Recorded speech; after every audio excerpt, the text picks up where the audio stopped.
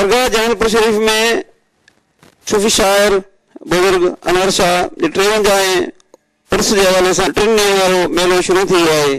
हर साल वांगुरु हिन साल भी मेले दौरान राग रंग जी महफ़िल सां गॾु झूला ऐं उन सां गॾु कबड्डी ऐं मल जा मुक़ाबला भी थी रहिया आहिनि।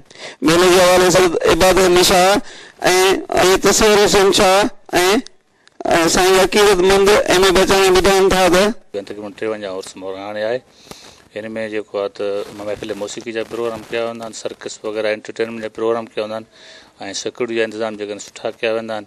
पंहिंजा बि असांजा सिक्योरिटी हूंदा आहिनि, इंतज़ामिया SP साहब वारा बि ताउन कंदा आहिनि असां सां।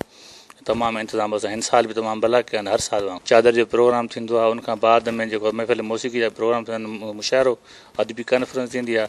आख़िरी राति में जेको आहे मेहंदी जी रस्म थींदी आहे, दुआ थींदी आहे। कुझु तमामु घणो आहे, असांजी शो लाइन बि तमामु घणी आहे, दुकान मिठाई स्टॉल वग़ैरह तमामु घणा आहिनि ऐं पंजाब खां सिंध खां चइनी सूबनि खां तक़रीबन फॉरेन खां बि माण्हू ईंदा आहिनि, इंडिया खां बि जेके असांजा अक़ीदनि में उहे बि ईंदा आहिनि। असां चवंदा त हज़ूर साईं या अनवर साईं दरवेश बुज़ुर्ग जंहिं अलाह जी इबादत कई उहो माण्हुनि खे मोहबत जो पैगाम ॾिनो, पाण में मोहबत कयो, प्यार कयो, पाण में गॾिजाणी कयो, हिक ॿिए जी मदद कयो।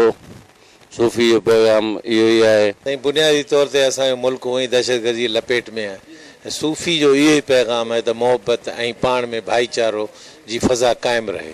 उन हिसाब सां साईं अनवर साईं जो पैगाम खणो, भिटाई साहिब जो पैगाम खणो, सचल साईं जो पैगाम खणो। उन में इहा ई ॻाल्हि मिले थी, हिकिड़ाई हिकु थियो। हाणे हिकिड़ाई वारो हिसाब अगरि माण्हुनि में अची वञे या मोहबत वारो अंसर अची वञे त ही दहशतगर्दियूं वग़ैरह ही पाणू पटिजी वेंदियूं। पर हाणे छा आहे जो उहो उन जे लाइ दर्स तदरीस जी ज़रूरत आहे। फ़क़ीर जे कलाम खे, सूफ़ी जे कलाम खे थोरो आम करण जी ज़रूरत आहे ऐं उन सिलसिले में हुकूमत जे तरफ़ां बि इहो आहे त सूफ़ी यूनिवर्सिटी खली वई, भिटशा ते इन सिलसिले में कमु थियो आहे घणो, हिन मौजूदा गवर्नमेंट में बि ऐं पोइ गवर्नमेंट में बि। त इन सिलसिले में मां इहो ई चवंदुसि त भई हिननि फ़क़ीरनि जो पैगाम या दरवेशनि जो पैगाम इहो ई आहे त यार मोहबत पैदा करियो, छो जो मोहबत में ई सॼो अंसर आहे। हुज़ूर नबी करीम सल्लल्लाहु अलैहि वसल्लम बि इहो ॾेई विया त यार पाण में हिकिड़ाई करियो। हाणे हिकिड़ाई जो अंसर इहो ई आहे त भई पाण में गॾिजाणी थींदी। जीअं साईं जन फरमायो त भई एक्सचेंज ऑफ व्यूज़ थींदी, पाण में मिलंदो त उन में ज़ाहिर आहे त तव्हांजा जेके हूंदा निफ़ाक़ हूंदा उहे अज़ ख़ुदि छंडिजी वेंदा। सैयद अनवर शाह जी शाइरी में जेको पैगाम आहे, जीअं मुख़्तलिफ़ माण्हुनि सां ॻाल्हि ॿोल बि कई थी त उन जो जेको पैगाम आहे प्यार, मोहबत ऐं पाण में हिकिड़ाई वारो।